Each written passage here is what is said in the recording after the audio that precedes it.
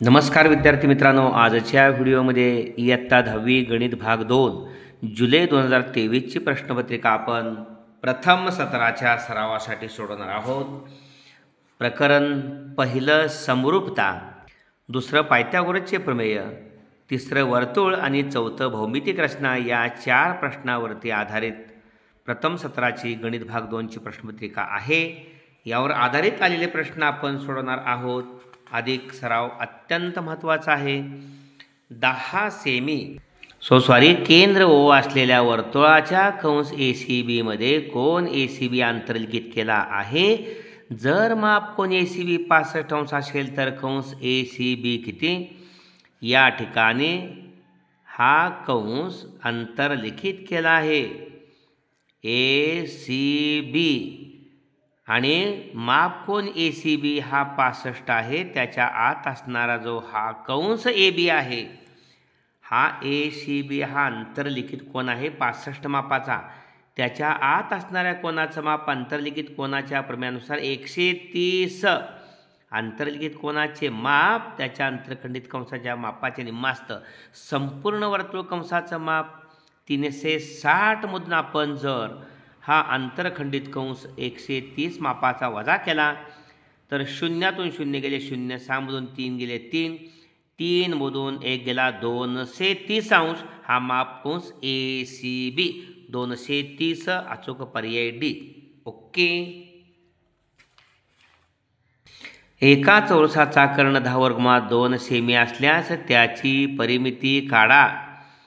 या ठिकाणी चौरसाची बाजू बरोबर किंवा चौरसाचा हा जो कर्ण आहे, चौरसाचा कर्ण एकरूप बाजूच्या वर्गमूळ 2 पट असतो.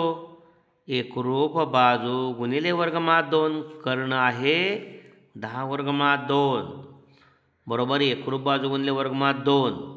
पहा या ठिकाणी कर्ण 10√2 लिहिला इथं, तर वर्गमूळ 2ला वर्गमूळ 2 गेले. एकरूप बाजू म्हणजे 10 आली 10 आणि त्यामुळे परिमिती 10 चौक 40. एक बाजू 10 आहे, 4 ही बाजू 10 10 10 आहे, 10 चौक 40. अचूक पर्याय 40 सेमी म्हणजे D. इथं लक्षात आलं. कर्ण बरोबर एकरूप बाजू गुणिले वर्गमूळ 2. कर्ण 10√2 किंमत लिहिली, पलीकडे एकरूप बाजू गुणिले वर्गमूळ 2, दोन्ही बाजूचे वर्गमूळ 2 गेले, त्यामुळे 10 राहिले एकरूप बाजू म्हणजे 10 चौक 40, 4 बाजूंची बेरीज. प्रश्न दुसऱ्यातला B, प्रश्न पहिल्यातला B आहे. 1 गुणांचा आहे. प्रश्न पहिला 4 गुणांचा असतो. अभ्यासक्रमावर आधारित 2 प्रश्न आपल्याला मिळालेत. प्रश्न पहिल्यातला Bतला पहिला 4 उपप्रश्न आहेत.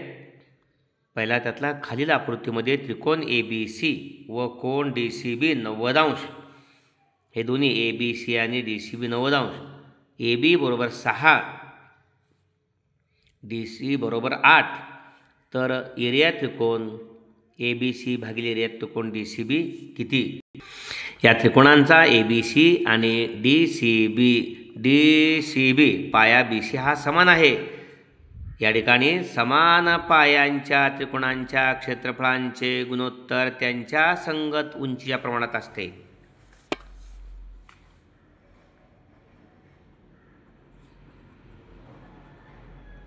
समान पायांच्या त्रिकोणांच्या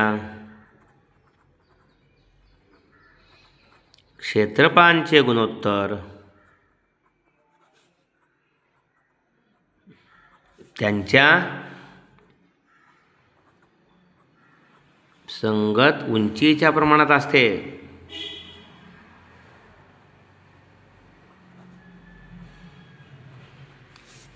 आणि म्हणून या ठिकाणी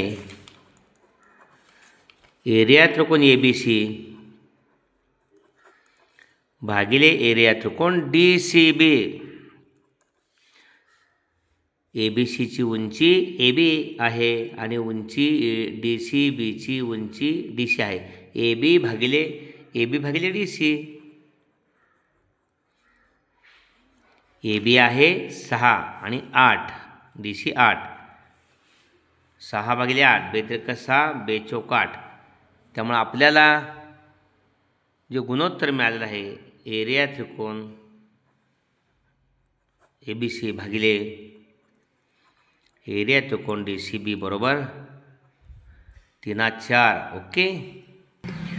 पुढचा प्रश्न आहे, त्रिकोण PSR मध्ये दिलेल्या माहितीवरून RPची किंमत काढा. हा S 90 आहे, P 30 आहे, R साहजिकच उर्वरित कोण आहे तो 60 असणार आहे. आणि म्हणून 30, 60, 90 मापाच्या प्रमेयानुसार 30 मापासमोरील जी भुजा आहे ती कर्णाच्या म्हणजे RPच्या निम्मे असते. ती 6 आहे म्हणजे RP 30 मापाच्या कोणासमोरील भुजेच्या दुप्पट आहे म्हणजे 12 असणार आहे. ओके. कोण R त्रिकोण या ठिकाणी PSR, कोण P बरोबर 30 अंश, कोण S बरोबर 90 अंश, कोण R बरोबर 60 अंश. हा उर्वरित कोण आहे. ओके. म्हणून 30 अंश, 60 अंश, 90 अंश मापाच्या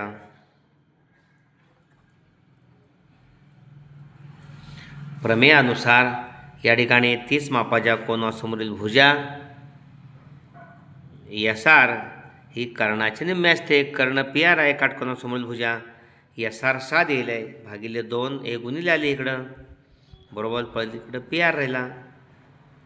PR बरोबर 12. ओके. 12 एकक म्हणूया. अशा पद्धतीनं त्यातला तिसरा उपप्रश्न आहे, त्रिज्या 4.5 सेमी असलेल्या वर्तुळाच्या 2 स्पर्शिका परस्परांना समांतर आहेत तर त्या स्पर्शिकामधलं अंतर काढा. या ठिकाणी रेषा L आणि रेषा M या स्पर्शिका आहेत. L ही स्पर्शिका Q बिंदूपाशी स्पर्शिका आहे आणि M ही स्पर्शिका P बिंदूपाशी स्पर्शिका आहे. या दोन्ही समांतर आहेत आणि या ठिकाणी स्पर्शिका त्रिज्या प्रमेयानुसार OQ हा लंब आहे रेषा L या स्पर्शिकेला आणि OP हा लंब आहे स्पर्शिका M ला. म्हणजे या 2 स्पर्शिका परस्परांना समांतर असतील तर या ठिकाणी त्यांच्या त्रिज्या दुपटी एवढं म्हणजे व्यासा एवढं अंतर असणाऱ्या 2 समांतर बाजूमधलं 2 समांतर स्पर्शिकामधलं 4.5 सेमी त्रिज्या असलेल्या वर्तुळांच्या 2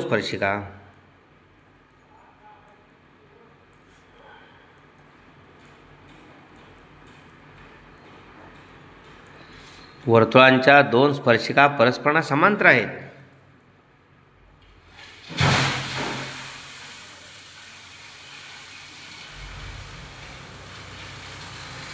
आकृतीमध्ये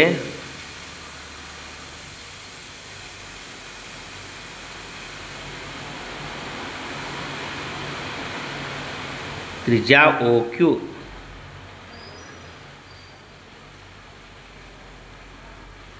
समांतर स्पर्शिका L आणि त्रिज्या OP लंब स्पर्शिका M. ओके. ह्या दोघांचे कारण स्पर्शिका त्रिज्या प्रमेय. ओके. आणि स्पर्शबिंदू दोन्ही स्पर्शबिंदू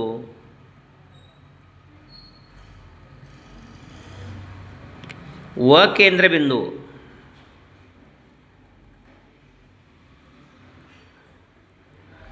एक रेषीय असतात हेही आपण पाहिल्या. म्हणून 2 स्पर्शिकामधलं अंतर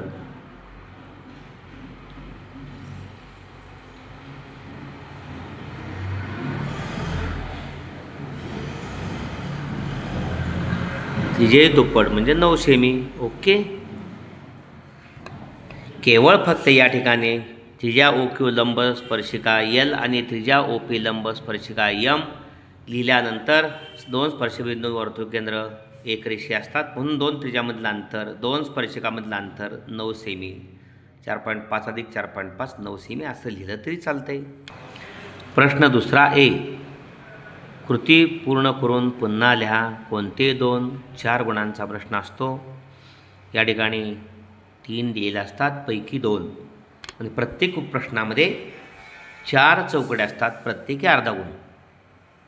पहा, आकृतीत केंद्र डी असलेले वर्तुळ कोन ए सी डीच्या बाजूंना ए आणि बी मध्ये स्पर्श करते.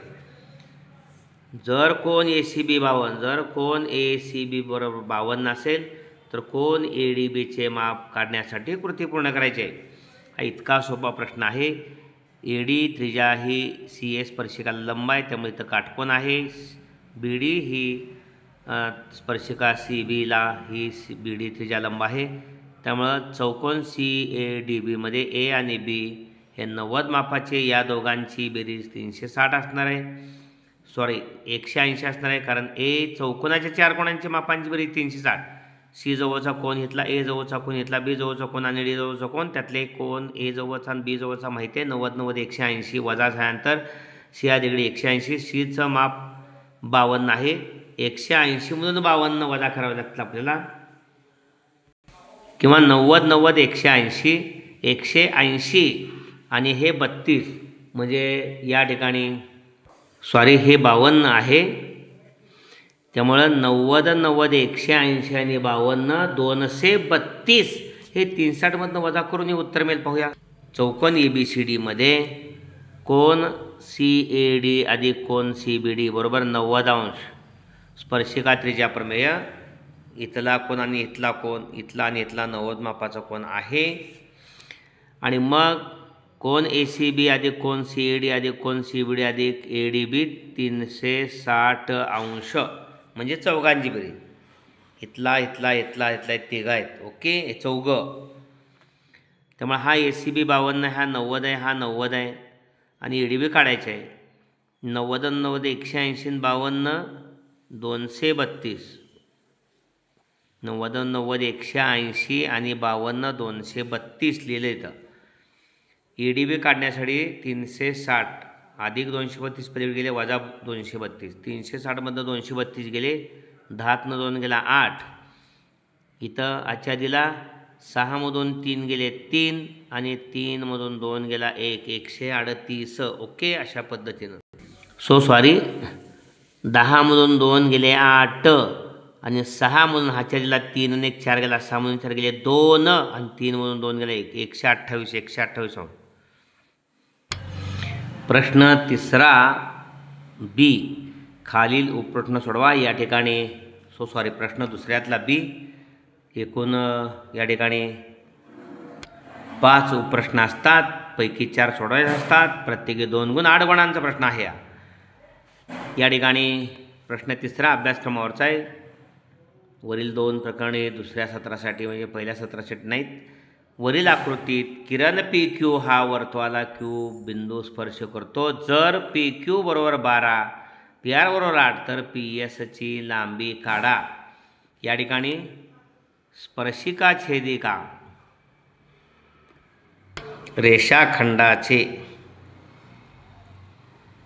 रेषाखंडाच्या प्रमेयानुसार काय आहे प्रमेय ते? पी क्यू वर्ग रेषाखंडाचा वर्ग पी क्यू वर्ग बरोबर पी आर गुणले पी एस. पी पासून आर पर्यंतची लांबी, पी एस एस पर्यंतची लांबी. पी क्यू वर्ग बरोबर पी आर गुणिले पी एस. पी क्यू वर्ग बरोबर पी आर गुणिले पी एस. पाहूया काय काय दिलेलं आहे. या ठिकाणी पी क्यू 12 दिलेलं आहे, 12 आणि पी आर 8. 12 वर्ग बरोबर पी आर 8 गुणिले पी एस. 12 वर्ग 144 भागिले 8 बरोबर पी एस आणि पी एस बरोबर 18. 844 म्हणजे पी एस बरोबर 18. ओके, एकक म्हणा, नाही म्हटलं तरी चालतंय. ओके. या ठिकाणी पुढचा प्रश्न आहे 4था. वरील आकृतीमध्ये कोन एम एन पी हा 90 आहे. एम एन पी 90 आहे. रेख एन क्यू लंब रेख एम आर. एम क्यू 9 आहे, क्यू पी 4 आहे, एन क्यू काढायचे. या ठिकाणी काटकोन त्रिकोणात कर्णावर काढलेला हा शिरोलंब आहे आणि शिरोलंब हा या भूमितीमध्याच्या कर्णाच्या विभाजनाचा भूमितीमध्ये असतो. म्हणजे एन क्यू हा पी क्यू आणि क्यू एम यांचा भूमितीमध्ये असतो. भूमितीमध्याच्या प्रमेयानुसार म्हणायला हवं. भूमितीमध्याच्या प्रमेयानुसार क्यू एन वर्ग बरोबर पी क्यू गुणिले क्यू एम. क्यू एन वर्ग बरोबर पी क्यू गुणिले क्यू एम. त्यामुळं आपल्याला एम क्यू 9 दिलेला आहे आणि पी क्यू 4 दिलेला आहे. त्यामुळं क्यू एन वर्गाचं वर्गमूळ क्यू एन, 4चं 2 आणि 9चं 3, क्यू एन बरोबर 6.